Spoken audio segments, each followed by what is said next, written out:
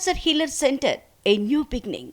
Gannavaram TDP office పై దాడి కేసులో ఇవాళ హైకోర్టు కీలక తీర్పు ఇవ్వబోతోంది. దానికి సంబంధించిన బ్రేకింగ్ న్యూస్ ఇది.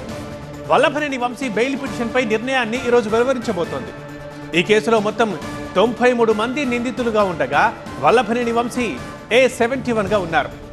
గన్నవరం టీడీపీ కార్యాలయంపై దాడి జరిగి సరిగ్గా ఇవాల్టికి 2 ఏళ్లు అవుతోంది. 2023లో ఎగ్జాక్ట్లీ ఇదే రోజు గన్నవరం టీడీపీ కార్యాలయంపై దాడి జరిగింది. 2023 ఫిబ్రవరి 20న గన్నవరం టీడీపీ కార్యాలయంపై దాడి చేశారు. దాడి జరిగిన ఇదే రోజు వంశీ బెయిల్ పిటిషన్పై తీర్పు ఇవ్వబోతోంది high court.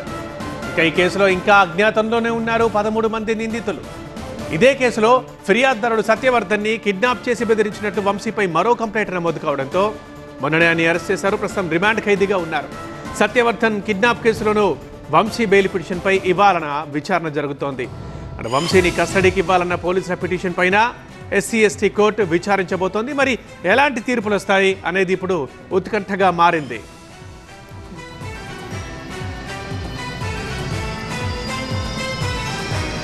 Cancer healer centre a new beginning.